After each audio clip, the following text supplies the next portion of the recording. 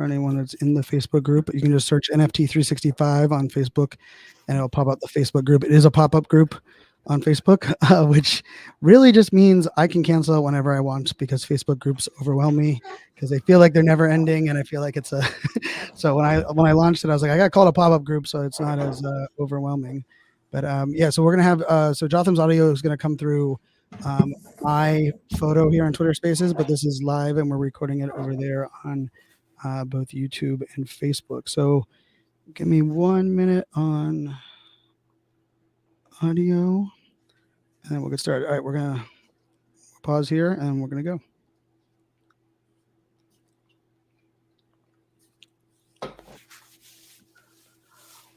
Welcome back to another episode of NFT 365. And we are pushing past and getting closer to the halfway mark of the project, halfway mark of not only buying an NFT every day, but halfway mark of the 365 around the podcast. And there's it's been a lot of fun, even over the last like 72, 48 hours. I got to fly to an event in Tampa and talk to some people in real life IRL that were not actually NFT or Web3 people. They are actually part of the National Speakers Association, and had some amazing conversations around really what utility of NFTs are outside of a lot of what we see today, in the sense of like business use cases and those that are authors and how they can think about NFTs in their books, and those that are speakers that also have a small business, or those that have a membership community. And I'll say, like, the one of the things that excites me the most about where we kind of are in this space and kind of some of the things we have moving forward is that we have so many different opportunities. That the beauty I look at in NFTs as a whole is that the fact that we can ultimately look at NFTs and say there is no one way or one right way to do NFTs is like a beautiful thing. But the reason that NFTs can feel overwhelming, feels a little bit chaotic, sometimes feels a little bit like it spreads us thin and there's a lot going on, is because, well, the same concept, that there are so many different ways that this can go. And there is one common thread. There is one common thread across this entire space, really, no matter what you're doing in Web3 NFTs, is the idea of how do we continue to be the best we can be, continue to learn, continue to lean in, continue to really grow as humans. And I believe that starts and ends with us making our mental health a priority. And it's something that I've talked about a lot here on the podcast. Anyone that's followed me for the last 5 years or so, I finally stepped in to understanding kind of what my role is in the mental health conversation.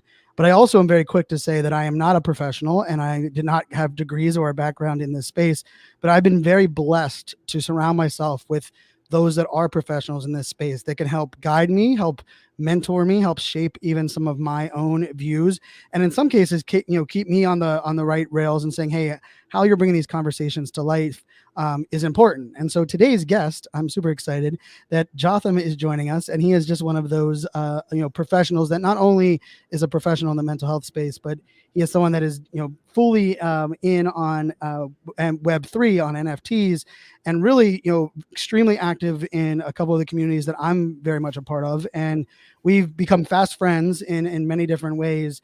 And I think there's a beautiful aspect here of how do we bring and rethink mental health in the metaverse and in Web3, but also we still have to have a conversation around mental health as a whole. There's a lot of people that really just aren't having that conversation still to life. So Jotham, thanks so much for joining the podcast. Thanks for, all that you've already provided. I'm excited for our audience to get to know you a little bit better.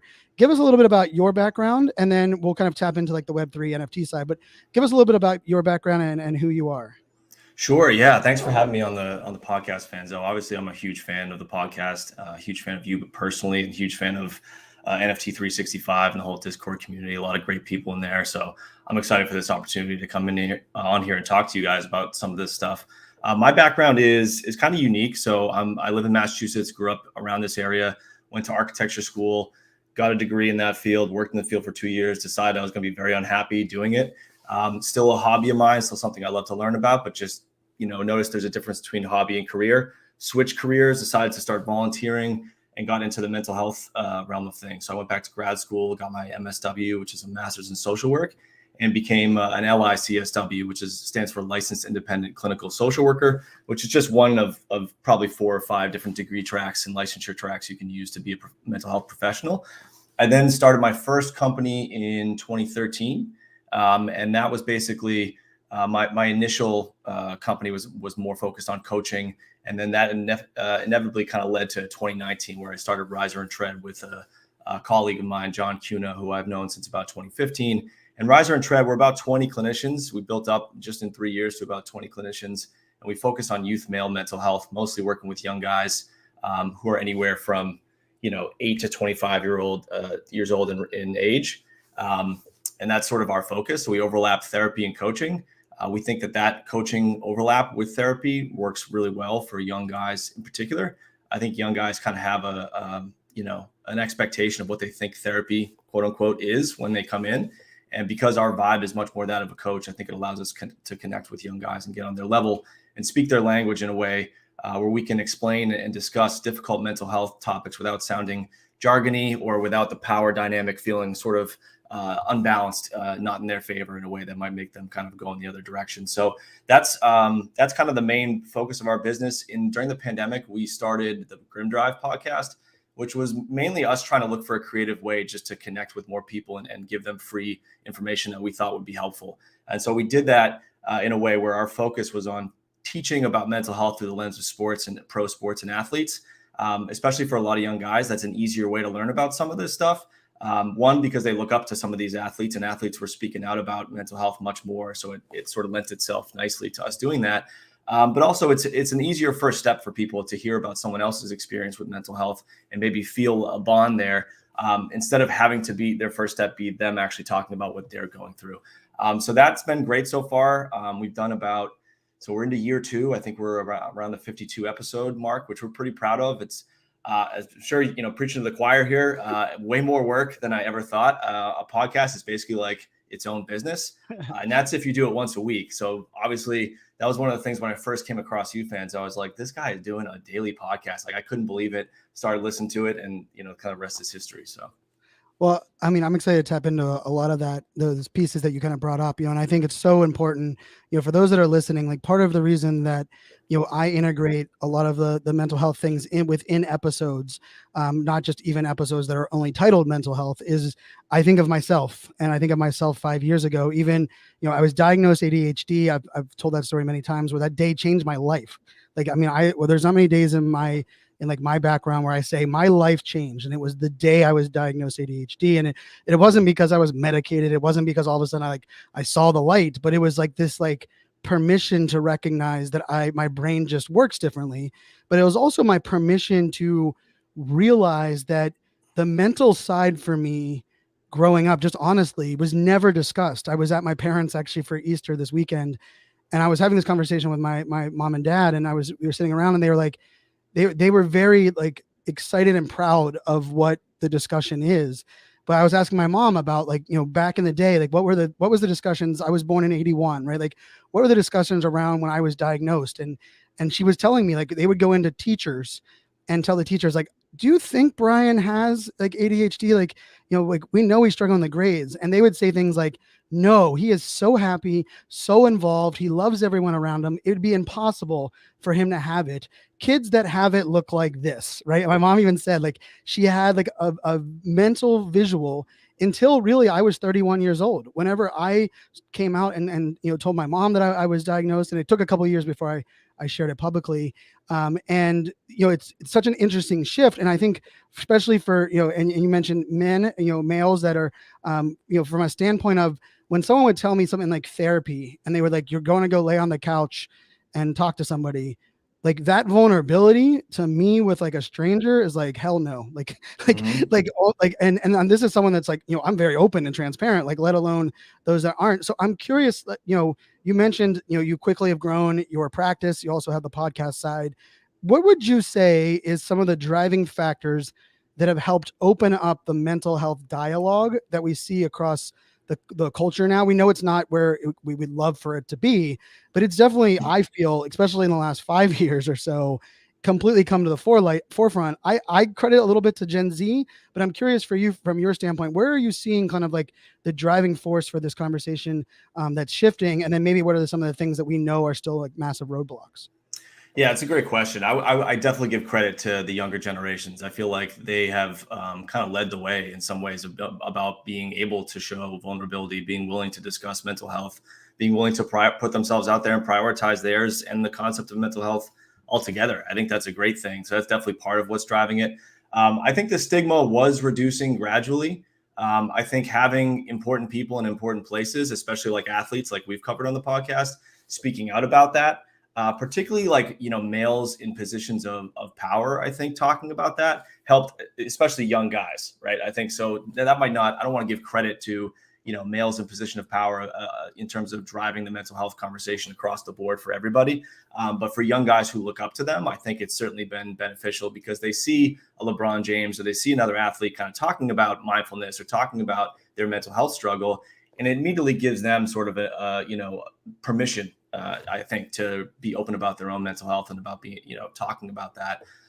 So it's been gradual. I think the pandemic played a massive role. I think over the last 2 or 3 years, it's just forced people to confront mental health as a reality and their own mental health, either because they're seeing what's happening to everyone around them, or most likely it's probably happening to them on some level too. I think the pandemic was, kind of equal parts fear and adjustment, and for some loss, and a lot of these other things that go into, impacting people's mental health on a small scale or on a large scale. And so I think it hit everybody in some kind of way. And I think the combination of more people speaking out in the pandemic definitely kind of fused to be like, all right, we have to take this seriously. So in some ways it's great because it's like the stigma has reduced, which is fantastic. The awareness has gone up, which is fantastic. And yet what it's done is I think it's shined a very bright light on some holes in our field in terms of the mental health field. I think there were some of these holes existing already. Now they're just being exploited, and you can see them much in a much clearer light than maybe people did before.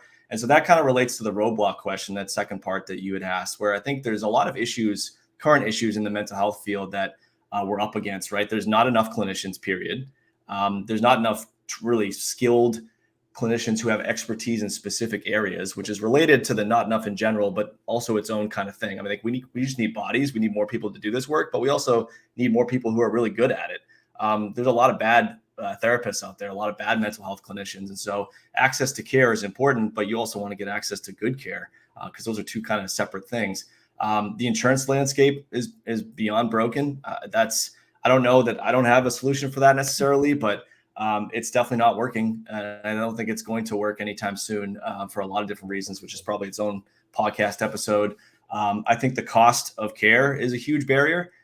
There's basically 3 tiers. There's private practice. So clinicians who are in private practice and are private pay. There's clinicians who take insurance. And then there's clinicians who work for like a BetterHelp or Talkspace or things like that. And those 3 tiers go down in price. They also go down in quality of the care you're getting, unfortunately. And that's just based on the economic landscape and the fact that, the mental health field is part of a capitalist kind of society. And I don't know that that's the best fit. I don't think capitalism and mental health care really fit all that well together, but it kind of is what it is. And so I think what happens is, that the lower tiers, when you're getting more access to care, the quality of the care is probably not likely going to be as good because it doesn't pay as well, not nearly as well. The people who work for a Talkspace or something like that are not going to get paid nearly as much as the people who contract with insurance and have their own private practice. And they're not going to make as much as the people who have their private practice and are private pay. And all the best people in our field do not contract with insurance. They just don't. I mean, even at our company, we don't contract with insurance. So the way we do it is we kind of sandwich things on either side. We offer private pay, but we try to keep our prices probably about 20% below market averages.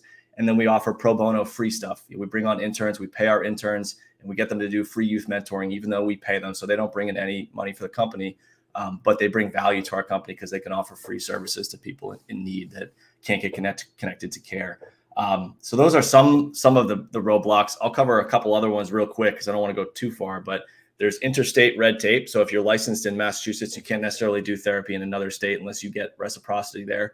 Massive issue because the 50 states don't talk. There's the individualistic culture, especially in the US, that I think is a huge barrier.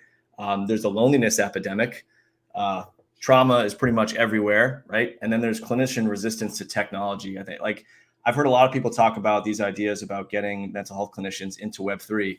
And like, I kind of laugh because I know mental health clinicians, and they're like the last people that are going to be adopting this space, you know, and they're just they're very averse to risk. They're very averse to change, and they're averse to tech. And so those three things make it very hard to get clinicians in this space. So that's a lot, but well, you know, and I think a lot of that too is based on our past, on how like the tech comes in, and then like how we protect, right? You were talking about like, you know, the interstate regulations, yet a Zoom call with a, you know, a physician that you relate with and connect with shouldn't have those kind of like, you know, regulations or limitations. And I love that you broke that down, because I think there's also, you know, I'm curious, you know, from my standpoint, like the view of like when Simone Biles, you know, stood up as a, you know, one of the most powerful and important athletes, and, you know, in Olympics and even, you know, far beyond that, and just, you know, stayed committed to the fact that like her mental health was what she was prioritizing. It actually, in the weirdest way for me, I was excited, like, as it was happening, like I was championing her, I still am, but I was actually surprised. There were a lot of people that were the ones that were talking about like, let's create safe spaces, mental health should be more of a conversation, that were then like burying her, like, I don't know if that's true, does she really have it, I can't see it. And you're like, I'm like, wait a second, like we've been talking about the fact that this is not, you know, just because you can't see it doesn't mean it isn't like adversely affecting. And then the other side of that is like you mentioned about like Talkspace and some of the apps, like I actually, in the weirdest way, those felt to me much more comfortable as an entry point than the extreme other. But coming in on that entry point and having, let's just say, like a less than, you know, great experience, or something that like continues you inspired, it almost kind of like is like, well, I tried it and checked that box. And so I'm curious, like you're, because I think that kind of connects even into where we're going Web3, because I think it's essential for us to understand the responsibility that we carry when we have these conversations. I learned a lot in the pandemic, especially like around Clubhouse, in like, what does it mean to create a safe space for conversations, but also carry the burden of saying that like you have to understand trigger warnings, and you have to understand protecting not only the people that are asking questions, but those that are in the audience. And like, I will say, like, I think for me as a leader, I mean, it changed my life. It changed my life in a way that I got to learn all of these things, that sometimes I would say things on stages that I felt was like me being an advocate. And really, in a way, I was being kind of irresponsible with that, like that power. So I'm curious, like your opinion kind of in, you know, you mentioned the pandemic being, you know, a benefit in many ways, but how do we kind of also take a step back and say, as much as we're moving forward, there's places where I kind of feel like we're vanity moving forward and not really moving forward, because either we're not taking enough understanding, or those entry points are still broken. How do you kind of look at that whole you know, kind of concept? yeah, that's a great question. I would say you know, it's hard. I think it's often easy for us to like view things in very black and white terms, like either this approach worked or this approach didn't work, versus maybe some parts of it did and some parts of it didn't. And that can even help with a conversation like you had described on like a Clubhouse you know, talk, or a Twitter Spaces, where, you know, let's say there's 60 people in the audience, and one ends up you know, maybe, you know, exposing some of their own trauma, or talking about something like maybe that could impact a couple people, and yet 57 of the 60 may have actually gained a benefit from it in different ways. It's hard to tell. It's hard to know that like one thing is always going to help everybody or hurt everybody. Usually it's a bit of a mix of things. And I think all you can do is try to balance those types of conversations, so that you're pretty clear about the things that need to be considered by everyone attending, without being too, you know, I think people, especially mental health clinicians, tend to be so driven by the fear of being sued, that I think it bleeds into our conversations a little bit too much, where there's like a million disclaimers and there's all these different things. And if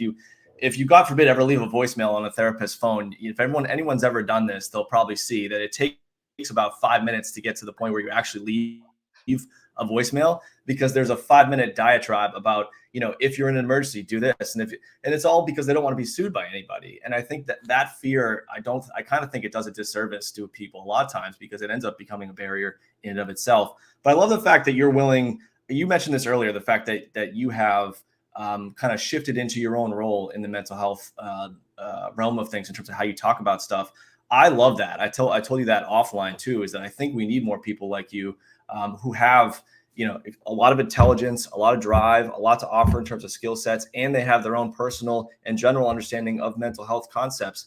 I think, first of all, mental health clinicians, I think, lack creativity from a business sense. So that's a huge roadblock to me in terms of solving difficult mental health issues, because they're not going to be thinking through that creative entrepreneurial lens. So we need other people that do have that and have an understanding of mental health to use their skills to bring it into this kind of landscape. I think that's going to push conversations further. And I actually think not having a license is a bit of an advantage. I do think that in some ways, because you work long enough in the mental health field, people deal with burnout. They get sort of shaped and shifted by some of the bad habits that have formed in our field over time. And so I think it's almost an advantage for some people that have a skill set that lends itself to, talking to people about mental health, but aren't necessarily a mental health clinician, What's funny about that is like the cybersecurity world is so similar in the sense of like the culture has created so many like being afraid of like, this isn't financial advice. This isn't, like you don't same thing. And like when I left, I feel like I am a much better like an advocate and like teacher of cybersecurity, because I like pulled myself out and was like, hey, I understand that there's all these other things. And like, if I'm giving this recommendation, like I'm not mentioning their password manager. And that used to be like a big, like, I remember people like, you can't say this advice without giving that. And I'm like, but if I at least get them to do one thing is better than no things at all and being overwhelmed. Yes. And I will also say, like, you reached out personally, and we've had a couple conversations, and you kind of giving me, and I give a shout out to Nidhi Tiwari, who is a dear friend of mine as well, and we'll probably have on the podcast very soon. And actually, there's some other amazing leaders that I'm very blessed to have friends with that are in the NFT and also in Web3 space that have that'll reach out to me and say, Brian, I love the way that you're talking about this, or like keep what you're doing. I will also say from my side, there's not enough professionals that are willing to do that for those of us that are unsure of like if we found our role. And I'm blessed. Like I found those that are willing to tell me that, to where I am comfortable bringing these conversations to life. But I know others that have like brought it to life and then kind of getting that weird permission of it. So I love that you kind of like address that. And I think I do have, I will oftentimes listen. I've listened into spaces that you've been, leading, and I will listen to like, what are you not able to say? Or what are some of the things that you have to omit? And I'll kind of take that on as my like soapbox. Like, okay, I know like I can find that in there. Like that's where I mentioned before, finding my lane. I'm curious. Let's lean into like the Web3 NFT side. One of my takes on this, and I'm curious your take of it, and we can lean it wherever it needs to go. We both are in Psychedelics Anonymous. It's a NFT project that both of us are very passionate about. It's just an amazing community. That community, and like even from those like from coming in from the outside, there's definitely an element of mental health, mental wellness, that whole kind of integrated into it. But it wasn't like kind of in your face, and it really hasn't been like in your face.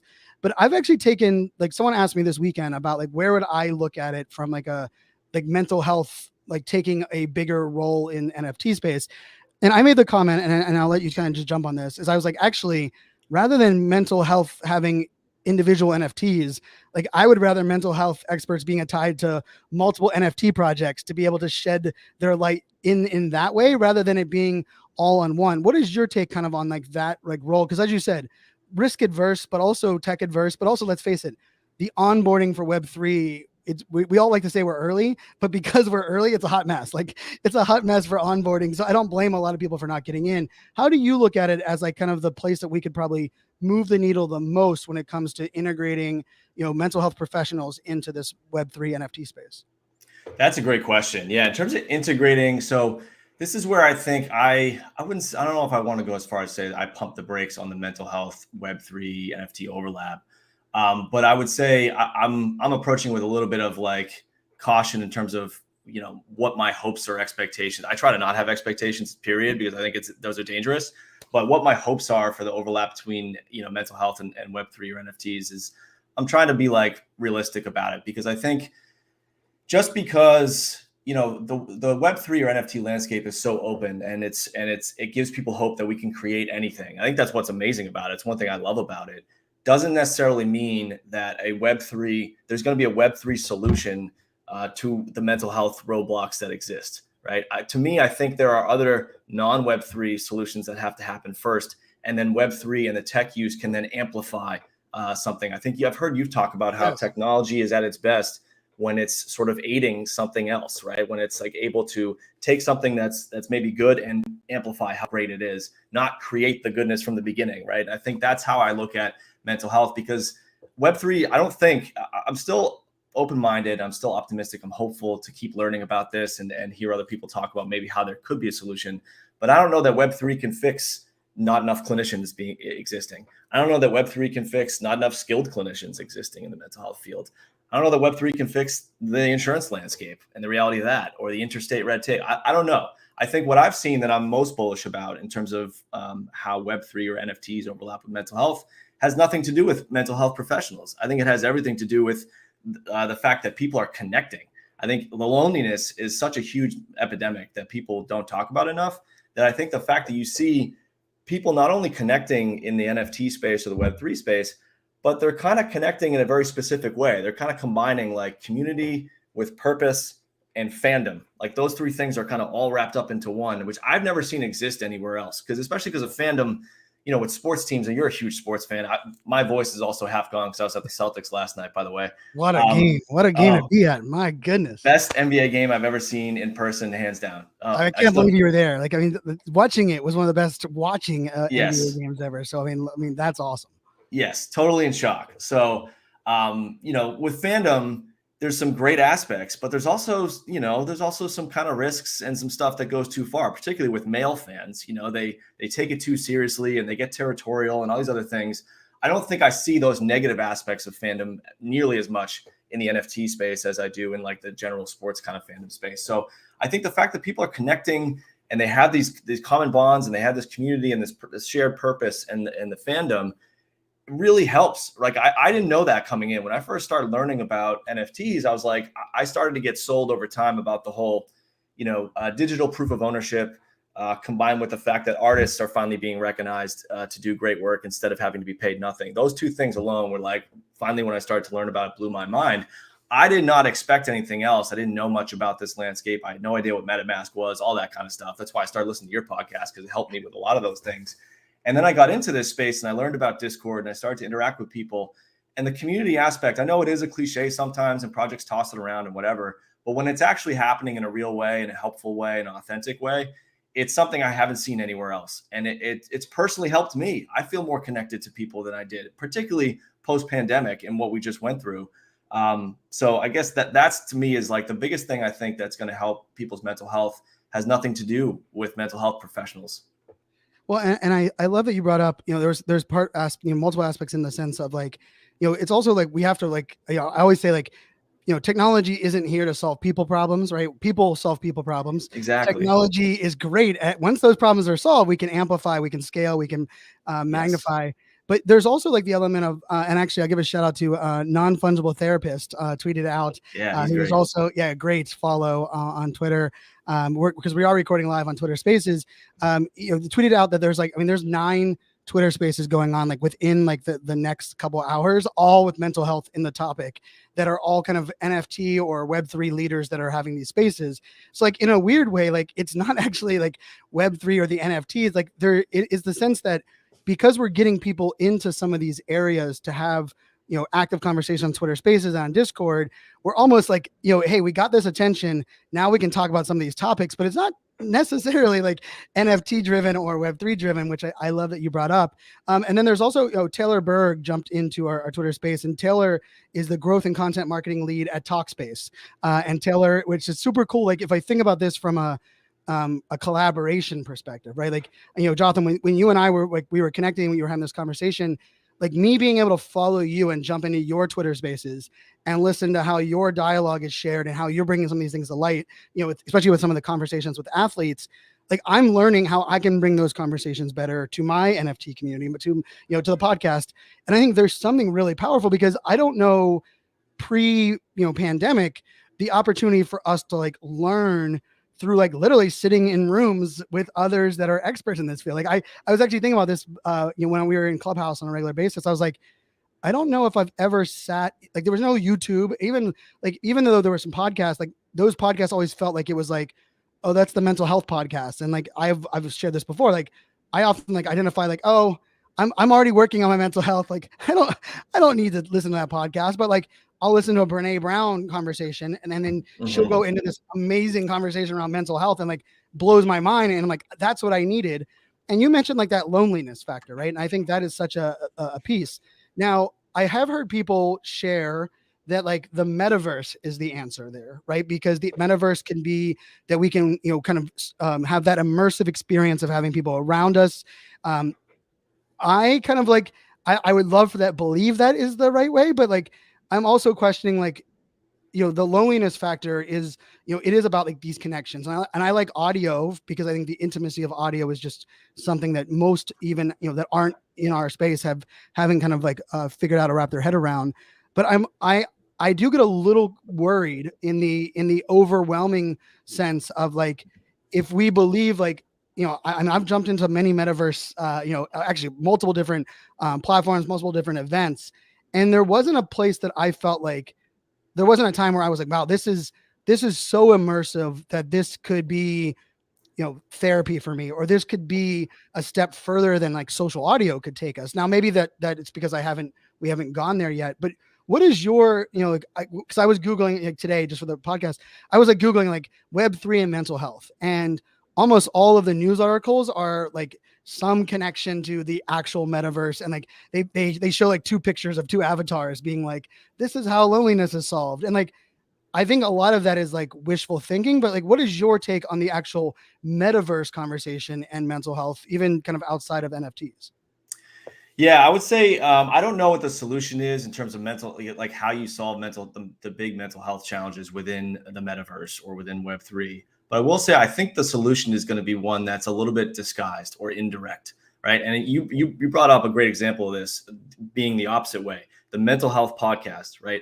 If a podcast or a project or even a company, right? This is why we call our company Riser and Tread and not like, Lexington Therapy Associates or something like that. Like if the concept is being delivered, like I've actually seen you tweet something about this, not about mental health, but about something different, where it's like, or it might have been about mental health, where if you're delivering information about mental health and it's too much of a smack you on top of the head with like, hey, mental health, here's learn about mental health.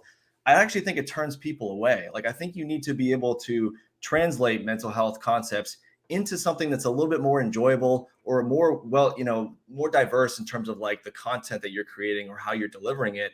Because if like, let's say an NFT project is only focused on mental health, I think they're going to struggle because I don't think that that's enough to get people to come in and actually interact. Because if you just take a step back for a second, like no one wants to talk about mental health 24/7. Like even if you're passionate about it and even if you want to improve, that it's not that type of topic. It's too heavy for that. So I say to anyone who's attempted, like I will just say, like I've spent too many hours where it like not only my energy, but it's actually probably one of the things that's overwhelmed me in a sense that like I almost like felt like violated in my own sense because I spent so much time taking on like others and like, not even from a negative perspective, right? But it was like so much. I'm sharing that because like I could not agree more. And like before having that experience, I was like, well, that's not true. There's lots of people that like love the top, but like, shout out to all the professionals that are listening to this podcast. Like those of you that have to live in this and then also go home and deal like the family life and the things that you have. I mean, holy hell, like just from my one or two experiences of spending so much time in there, it is like a burden and like a thing that you kind of take in that is really hard to like just accept in like in that massive of a dose. So I didn't mean to cut you off, but I think that's just such an important piece. No, and it's a great point. And I think, I do think any project that's trying to help with mental health needs to be more well-rounded than just the mental health. If the marketing and the message and the whole content or concept is like more than 20% mental health, I think they're going to lose people. I just don't think it's enough to sustain. And again, even when mental health is being delivered, mental health information, helpful information, care, that kind of thing is being delivered in the right way, it's never taking up that much of a person's life or their day or their time. It's just not. It's not meant to be that way. So I think it has to be folded into other things. And you brought up the point about what it's like to have to do this day in and day out as a mental health clinician. It is hard, and I think one thing I'm worried about is the collective burnout of mental health clinicians in our field, because throughout the last 3 years they've been trying to help other people, but also probably dealing with their own things too. And I'm worried that there's a tipping point where if it hasn't already, it's going to start to lead to this mass burnout kind of thing Although some people handle it better than others. The example I would give is like I could never be a surgeon, right? It's not that like I would faint at the sight of blood, but I wouldn't be just like under control and good to go in a surgery room, just staring at that kind of stuff all day long. I think it would have a bad impact on me mentally, but surgeons can do it. Like they just can see it and it's fine. I'm kind of like that when it comes to mental health care. Like I've always been able, and I think a lot of other clinicians can be like that too, where they're just naturally maybe a little bit better at being able to hear some really, really difficult things, people's traumas, other things that people have gone through in terms of mental health that are tough to hear day in and day out over and over again in multiple sessions. But they're able to hear that and still kind of shut that off when they leave and they go back home. So I think some people can deal with it easier than others, but it does take a toll after a while. So I love that you brought that up. And, I will say for, all of our listeners, I think the beauty of this conversation is that, we appreciate you listening. Right. And I think one of the things that I always want to just challenge, our listeners and especially because we have so many that are in this NFT space is there's an aspect of us wanting to take like what we learn or the prioritizing mental health and take it back to like our favorite Discord or take it back, into our favorite community. I'm curious your thoughts on those that like, when like opening up a channel that's titled like mental health, like for me, and like my team knows this, like this was like, I mean, I took a lot on, like, even though I'm not like, that's not in my field. Like I was like, hey, if we're going to open that and that's going to be there, like this cannot be like a nice to have, a check mark, like leave people hanging, because like to me, like there is a tendency in some cases to actually do more harm than you could be good. And that can be scary.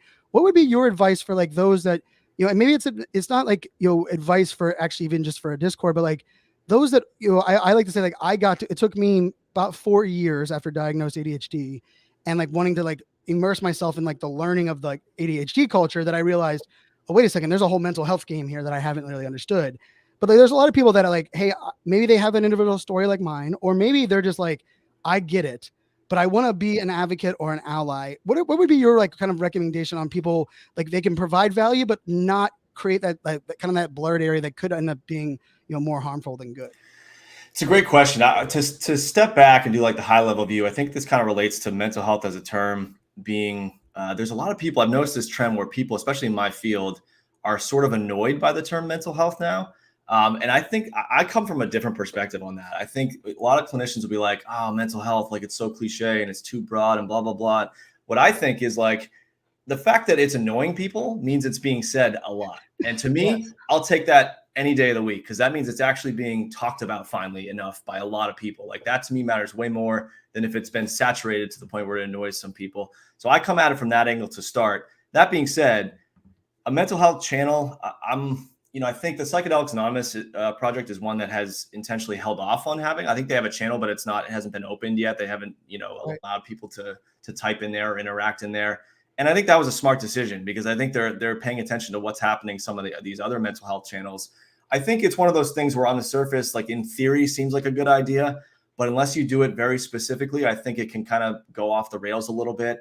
And similar to the topic we discussed earlier, where you don't have to call a podcast the mental health podcast, I don't necessarily think you have to have a channel that's like mental health. I think people are from what I've seen, people are bonding in an authentic way in these Discord servers, in other channels that aren't labeled mental health, and they're opening up about the stuff that's good and bad about their day. So they're getting that support in other ways without having to like vent in a mental health channel. And then with the risk of the mental health channel, I think this is why some people are being very cautious with it, is that if you're not moderating it in the right way, and I don't even know if there is a right way to moderate it, because you can't dictate what people are going to write before they write it. So anytime that's going to be the case, you can't necessarily control it. I guess you could delete messages or that kind of thing, but there's always the chance for it to become one of those trauma dump kind of things. And that's just very risky, because if a person's venting about that stuff, there might be some benefit of them getting it off their chest, but it also may re-trigger them. And so they could be at risk. Then other people can see it who have also been traumatized by similar things, and it can kind of rub off on them or re-traumatize them.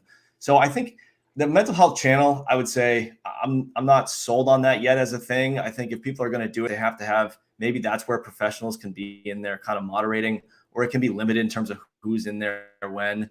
I think a much better way to do it is have sort of Q&As or things like that with mental health professionals that you set up ahead of time. And so the people that do want to get that extra level of questioning or insight from a professional have the opportunity to join that kind of thing.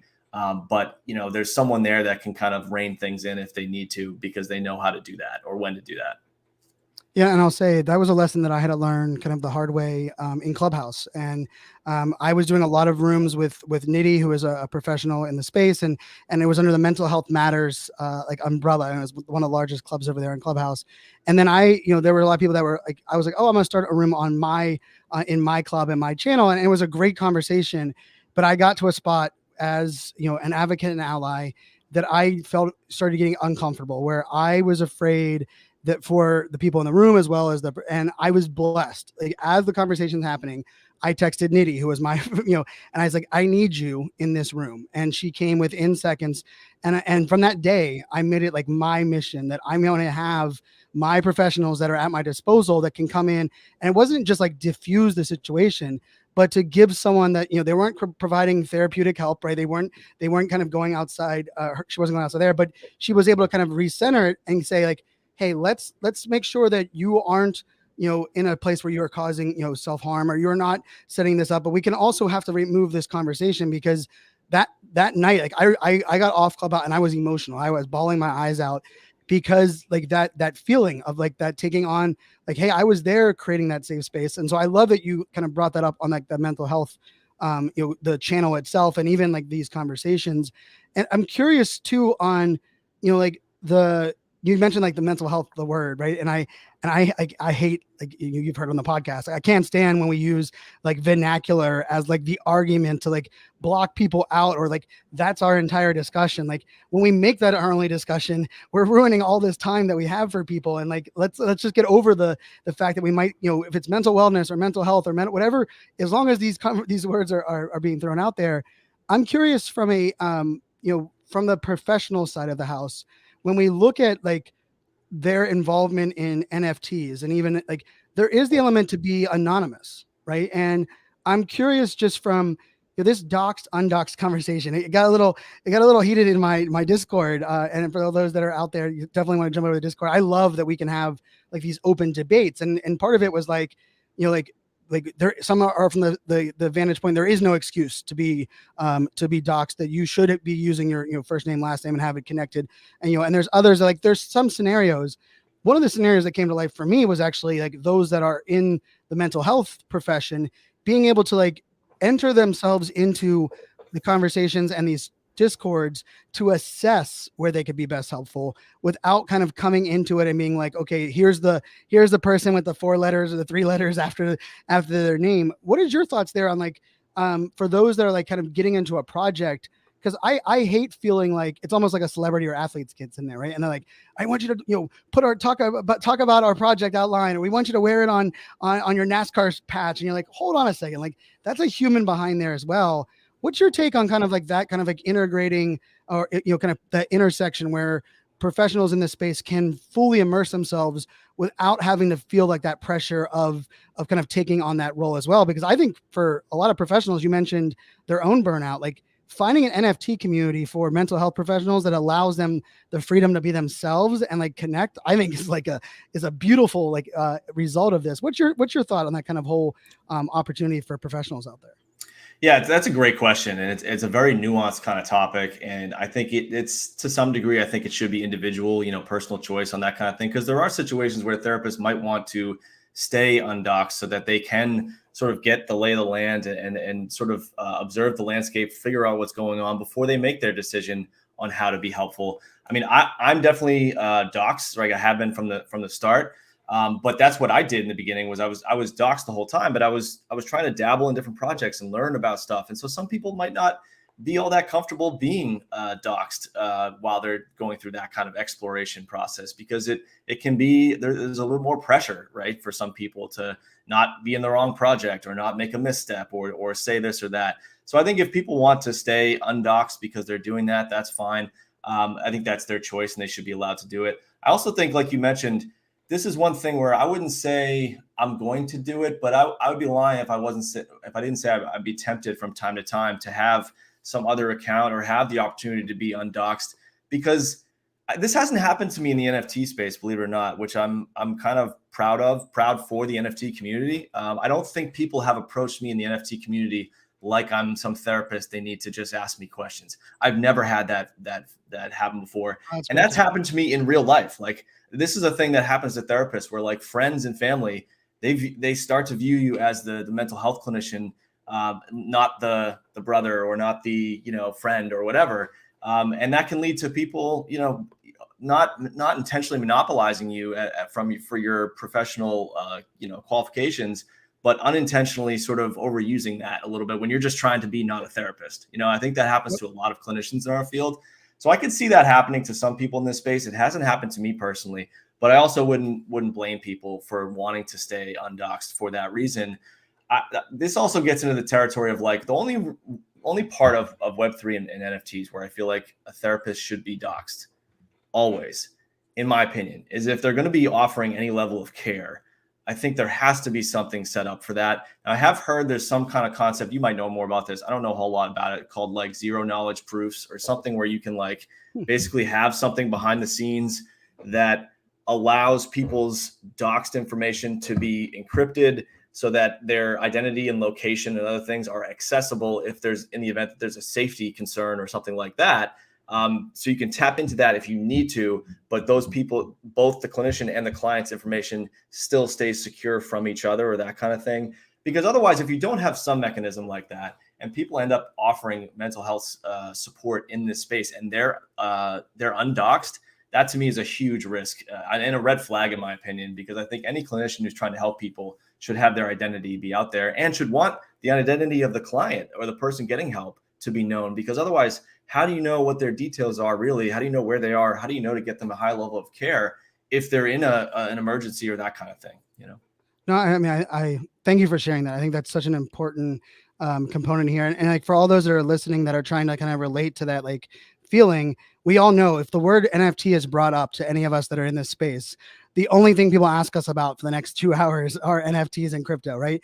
Imagine if that is like your day to day. And I've been very blessed that there's some close friends of mine that I've like purposely said, hey, when I'm introducing you, this is how I'm going to introduce you. So that mental health conversation isn't the only thing that questions are asked, right? Because then it's like, everything is kind of shepherded that way. And I think it is important for us to be very responsible in a lot of those areas, right? And I think everyone is human, and we have to have those different opportunities to participate. One of the other things I just wanted to kind of address or just kind of tap into, and I love for your take. You're part of you have a whole practice, right, of professions, and I'm curious when you bring up NFTs to them. What is like their, like, maybe not even from like the mental health side, but like, why, like Jotham, why are you in this? Like, what is like their questions or things they're asking you? Because I just love to, I'm just curious how that kind of conversation is happening with your like fellow professionals. Yeah, that's a great question, because I've tried to get like, John, who I do the podcast with and co-own Riser and Tread with, I've tried to get him into NFTs. I would say he's close. I don't think he's against it. He definitely loves this landscape, and he I talk about it quite a bit. So I think he's heard all the positives that come with it. So I think it's more of like he's got 2 young kids, and like, we run a company, so he's pretty busy. So I think it's more of a time thing. Eventually, I think he'll get in there.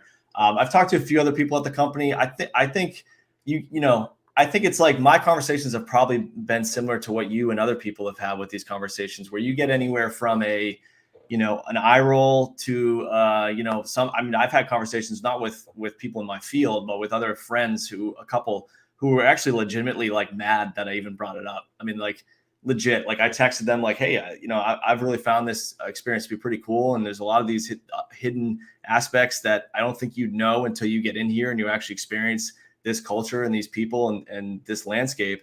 And it's just got met with like, get the hell out of here, basically. Like, I don't want, like, don't even say that word to me again. I don't want to hear it. So I've had the gamut of those kinds of things. However, I've successfully brought quite a few people into this field. I've sent people free NFTs. Like, I've done things that like people I care about, because I'm like, you know what? Like, if I can show them the ropes on the stuff that took me forever, like I am not an intuitive learner in this space, like in a tech space. And it's why I push myself to really like try to learn. Cause I'm like, you know what? Historically, I have not been an early adopter of tech changes. I'm not like a cynic, but I'm just like slow to kind of like, jump in.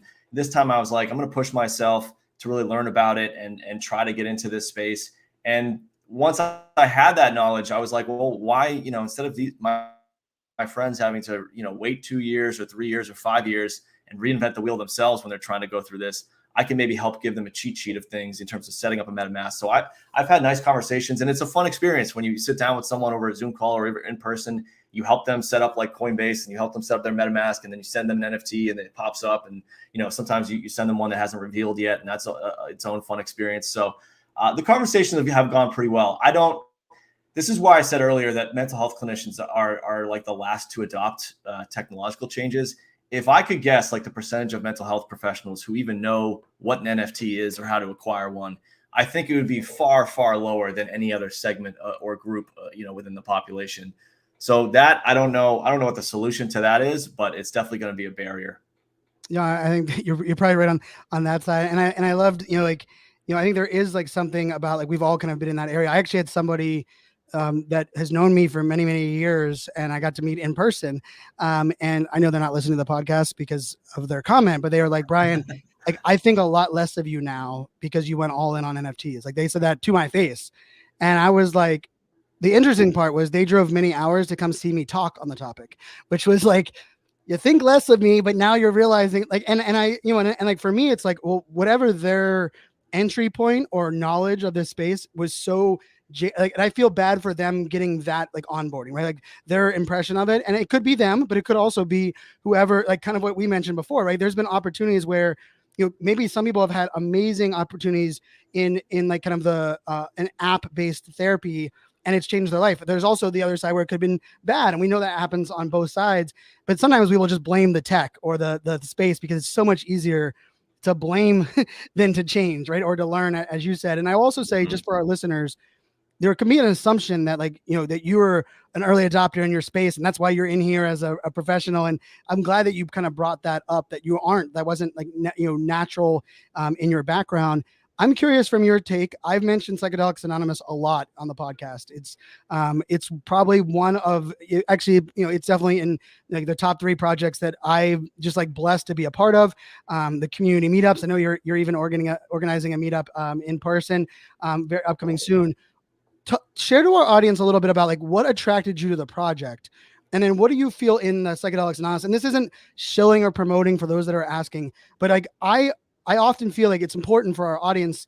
If I'm talking about a project that I'm very passionate about, I also think it's important to hear from others that find value in that same project, because it is a little bit of that like different context. Like what attracted you, and then what have you seen in Psychedelics Anonymous that might be unique that really kind of has kept you interested in that space? That's a great question. Yeah, at first it's interesting. Like I've also often said on the podcast, because I brought up Psychedelics Anonymous a couple of times, and I try to stipulate that it's not similar to Alcoholics Anonymous or Narcotics Anonymous or that kind of thing. But when I first heard about Psychedelics Anonymous, that's not the first thing that popped into my head. Like I wasn't like, well, what is this? This is a mental health company. I actually was just like attracted to the art. Like that's the first thing that popped off for me. And ironically, it was in like a Des Bryant tweet. I think he like tweeted out something. I think it was like maybe late December, tweeted out something asking for like feedback. You know how sometimes people in those positions are like, hey, what NFT project should I be in on, kind of thing. And maybe it's engagement farming or who knows, but like, it seemed like he genuinely wanted to know.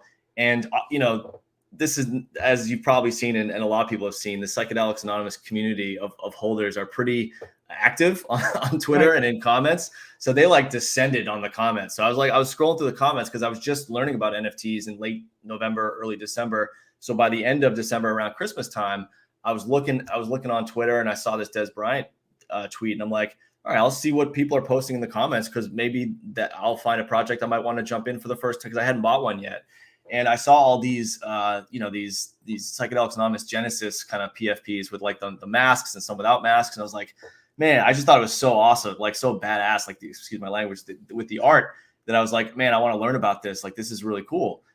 So I started doing, I tend to like research probably too much before I jump into things. Like I owned a ledger before I even bought an NFT. So like I definitely did like whole measure 3 times, cut once kind of thing. And I started learning about Psychedelics Anonymous, and it was just like, the more I learned about it, there was just so many things to love. I mean, first it was the art. Then it seemed like the team was really like, they had a long-term vision. Like I heard Voltura on a couple spaces, and you just tell by listening to that dude, like he's not trying to play some short game. Like he's got a long-term vision. And as someone who's trying, like I've built what we have now at Riser and Tread is 10 years of hard work, of me working like 80 to 90 hours a week to get to this point.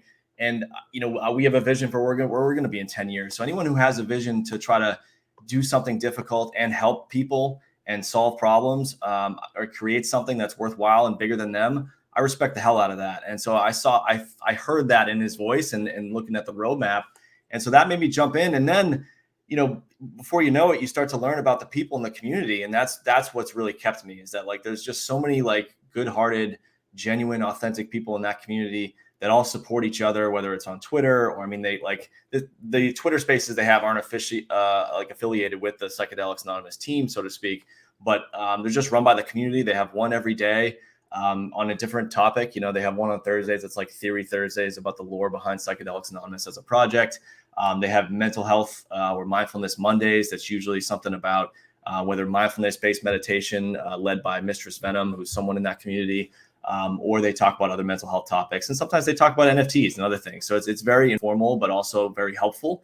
Like that balance we talked about earlier, right? It's not like it's 2 hours straight of mental health talk. It's like, a guided meditation and a little bit of this, but also like humor and everyone just being themselves and talking about stuff. And so that's what's kept me, is that like the project is a really cool vision and the people in it are just really awesome. I've met like a lot of cool people that I feel like I'm becoming genuine friends with. A lot of whom I've never met in person still, but I still feel a connection to. And there are some in-person things happening. Like we're running a Boston event for a meetup for that community. NFT NYC is going to be pretty big. I think they're having a bunch of Psychedelics Anonymous events through that whole week. So I'm definitely going to that. I'm going to try to attend as many of those as I can, both because I want to support the project and find it really cool, but also because I want to meet some of those people that I've gotten to know.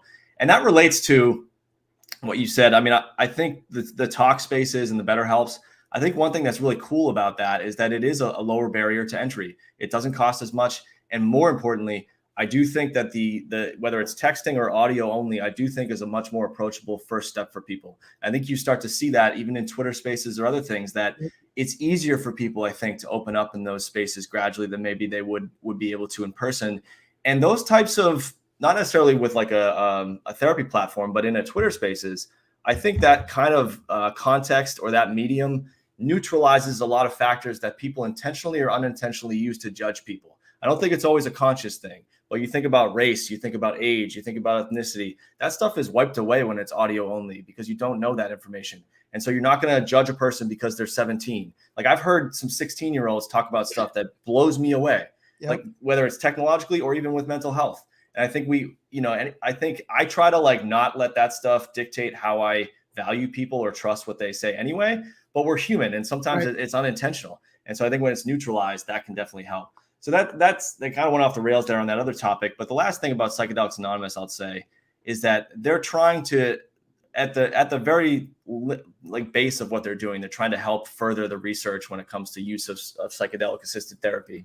And there's two things that I think, how we talked about earlier, like this is not, a Web3, something Web3 can solve. Web3 can amplify, tech can amplify something that humans solve.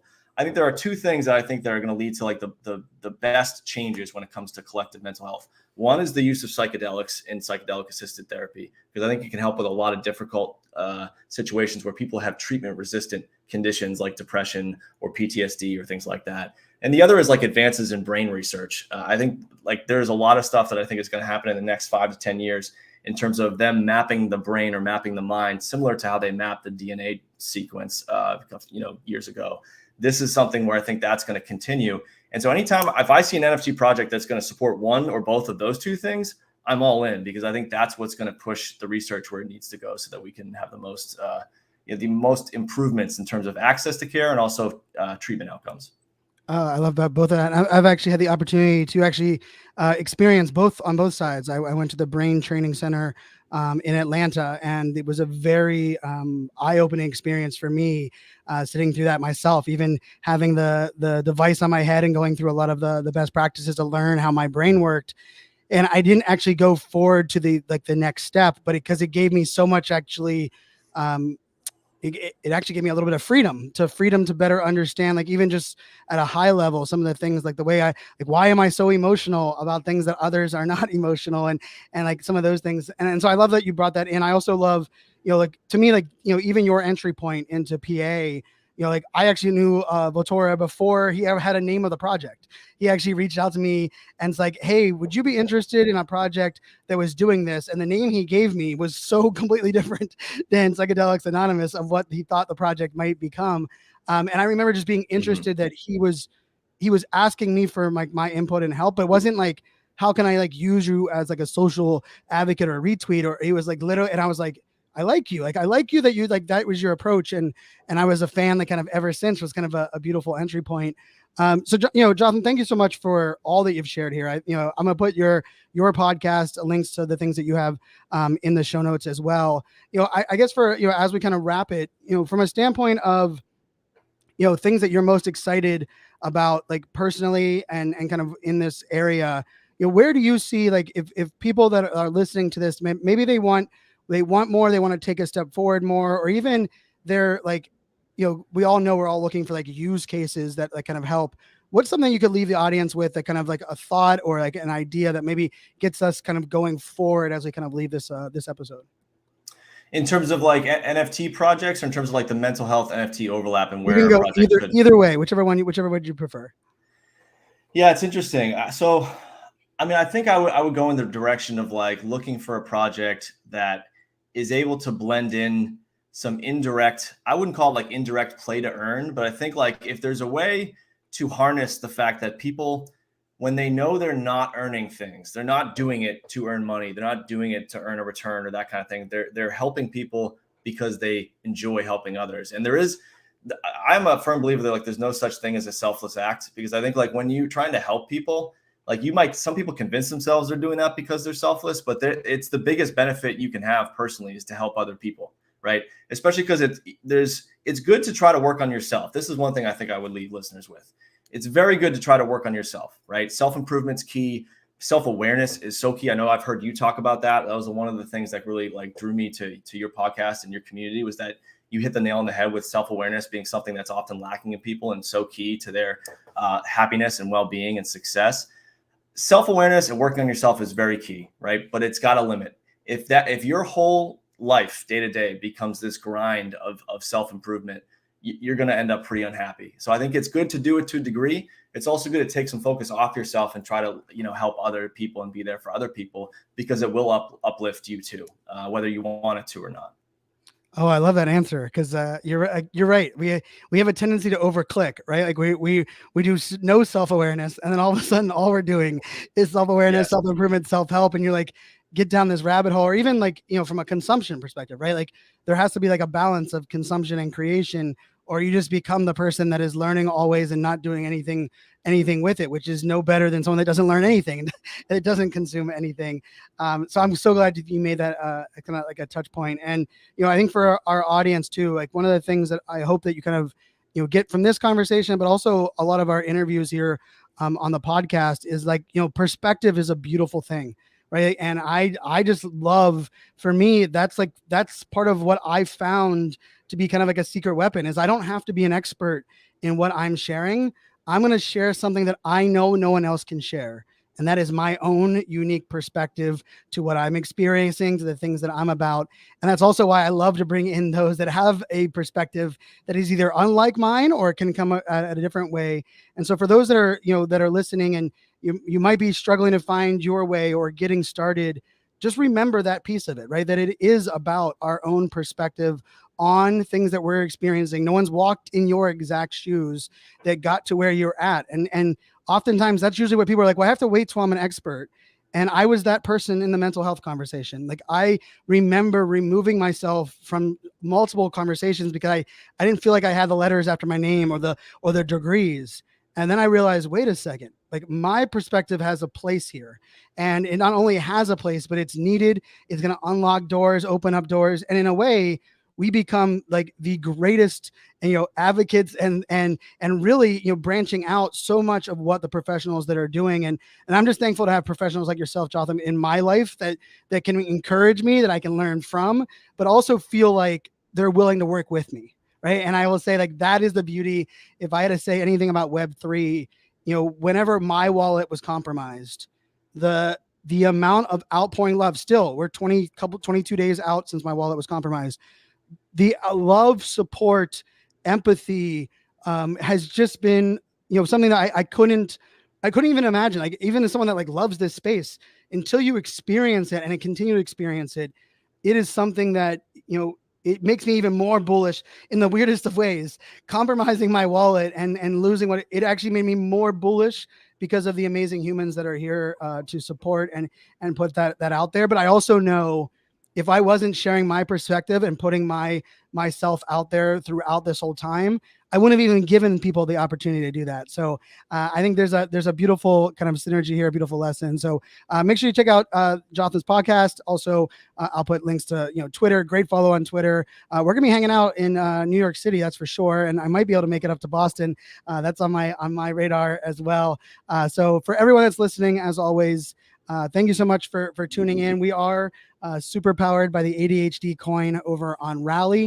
If you just go to ADHDcoin.com, you can see the coin there. Sign up for a free account, jump over to our Discord. Love to hear your thoughts on the podcast, your take on the episode.